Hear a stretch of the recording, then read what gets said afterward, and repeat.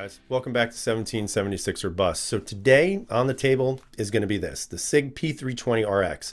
While not a new gun for many people who watch YouTube, it is a new gun for me. Now I've owned P320s in the past, however I wound up selling them before I even did the trigger upgrade, and now I have this, which is the post trigger recall. So it's got the new trigger on there, and I'll share some of my thoughts about that.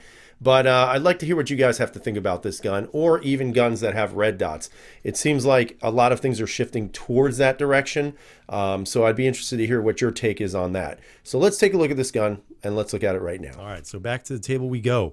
Now, this is the P320RX. Again, it comes with the Romeo 1 red dot on top. Also has the elevated sights, or, you know, I guess you could say suppressor height night sights.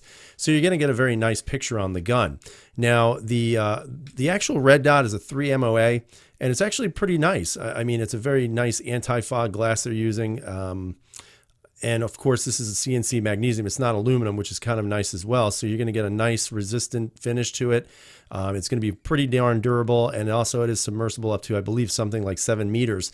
So, I mean, from that aspect, you're getting a really nice, complete handgun.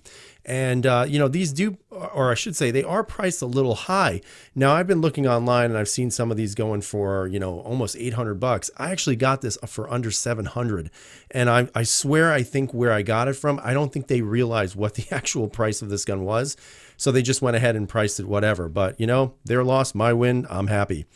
Now, again, it is basically the standard P320. There is nothing different here than any other P320, with the exception of the Romeo 1 and, of course, the night sights. Now, of course, you've got the Nitron finish here. You also have the post-recall trigger. So if you take a look at it, the shape is less hooked than the first generation of these triggers. And you can see that they've also machined out a lot of that steel in the back. I remember on my P320s prior to this, the trigger was actually a lot thicker, and it had a little bit more of a curvature than this one right here. Now, again, the takedown on this is very similar to every single P320 out there. This is your takedown lever. You just have to rotate it down, and then the slide pops right off. You don't have to pull the trigger, which is always nice. Magazines, nice steel magazines, unfortunately pinned at 10, which sucks. But, you know, overall, Mecgar quality, made in Italy. So, again, very nice magazines. That's quality, and I think everybody would agree that, you know, I think Sig really makes or has really good magazines with their guns. Again, the gun has been safety checked. As you can see, there's nothing in the chamber.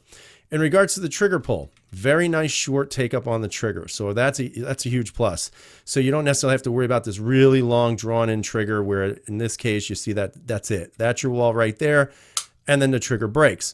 Now in regards to the reset, it's a little bit long, but it's not terrible. It's actually pretty good. And again, there's your secondary trigger pull. Now, overall, comparatively speaking, from the RX to the regular P320, this trigger from my old triggers, I have to say, feels a little bit heavier than what I remember. Now, I'll tell you, with my other P320s, I was measuring this trigger about 6 pounds and change. And then once I put in the Apex trigger, it went down about a half a pound at best. Now, with this trigger, what I am noticing is you don't have that... I forget what they called it, but it was almost like a dry fire trigger where you'd hear that clicking sound to see, you know, to basically kind of get that memory on your finger with the trigger. Again, I remember when I did that initial video, I didn't actually rack the slide to get the actual trigger pull, which I got a lot of grief for. So as you guys can see, I just did it right now. Now, of course, what is this trigger measuring out on this particular one? So let's find out.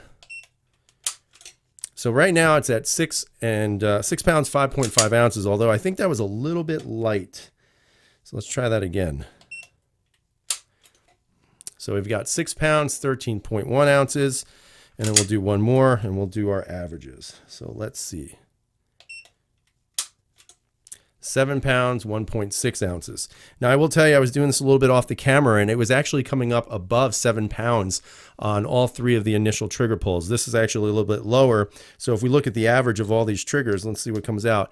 6 pounds, 12.1 ounces. So it is very close to a 7-pound trigger. And I would say that's about accurate. It feels pretty heavy. Now, heavy doesn't always mean bad, but it definitely feels a little bit heavier than I'm used to, especially with some of the other handguns I own. Again, I will be probably changing out this trigger. Oh, wait. I am going to be changing out this trigger. This is that new Apex P320 trigger, the flat face. So I'm going to be putting this in and seeing how that improves it. I'm assuming it's going to improve it really well because, as you guys know, Apex makes a great trigger. Now, in regards to the Romeo 1, the red dot itself, and again, this is what a lot of people are looking at this gun for, is the red dot's actually pretty nice. Now, just to kind of give you a comparison on the red dots, here is my Vortex Venom, okay? And a lot of you are very familiar with this red dot. This was the red dot I actually used for my TP9 SF Elite, or SFX, sorry about that. And I used it. I wasn't terribly good at it. I started just getting used to it. And then, of course, I wound up selling that gun. And you guys kind of know my track record with the Canik brand. But overall, this one is actually pretty good as well. And just to kind of give it a comparison of size, let's see how these look. Let's see if I can hold that up that way. You can see that the glass on the Vortex is a smaller perspective, or I should say a smaller point of view than the Romeo. The Romeo has a nicer, wider view through the glass, which is actually pretty nice. Both of these are 3 MOAs, so the dots are basically the same. However, I will tell you, even on the maximum brightness on this one, the Sig still is a little bit brighter. So I do like the fact on that this one actually feels like it's a little bit, I don't want to say more quality, but I just think it's a little bit more polished than the Venom. Not saying that the Venom is bad. I just think that the Vortex is, or excuse me, the Romeo 1 is a little bit better. Again, both of them have the kind of the top battery, which is very nice, and that's very easy to use. Again, they have windage and, of course, elevation top and to the side. So in regards to the brightness of this, and I'll turn this on. Let's see if I get this to turn on. Let's see. There we go. Just to kind of show you the red dot, hopefully this will come up on camera. That setting isn't even the brightest setting, so it actually does show up quite a bit. So I'm going to turn it up a little bit. Let me just take it off camera here. There it is. So here we can see it's a little bit brighter. Again, it shows up very nicely. And again, my room is pretty well lit here with lighting, and you can still see it quite well. So let me see if I can zoom in a little bit on camera and see if you guys can see that a little bit better. So there you go. And the best part is you got co-witnessing, which I do like in case this one kind of doesn't work anymore because of battery issues or malfunctioning. Again, the thing I like is the fact that you do have the co-witnessing. And that is something that I think if you're going to look at one of these, I think it is a must to have the co-witness. Again, that's just my opinion. I am by far no expert at any of this. I'm just giving you my humble opinion. In that case, I think you should have the irons just in case this does malfunction. Now, I plan on shooting this, and I plan on putting several hundred rounds through this gun on one particular day so that I don't go back and forth between guns. The reason being is I really want to start getting used to just using the red dots. And I think, honestly, guys, that this is actually going to be sort of the wave of the future. I know some people may think that maybe not. You know, maybe we're going to keep using the iron sights, 3-dot sights, maybe big dot sights, whatever it is that you use. But honestly, I really do think that some guns are actually going to start pushing these. Obviously, the MOS from the Glock series. You have the PPS M2, I think it's called the RMSC, and they have that Shield mini sight on there, which looks pretty cool. And actually, I'll probably be picking one of those up. But I think overall, for me, this is an actually intriguing handgun. Why? For the simple fact that it does have that red dot. And I do want to get some practice with this because I do plan on carrying this gun. And I think this is definitely a very, very good package for a handgun.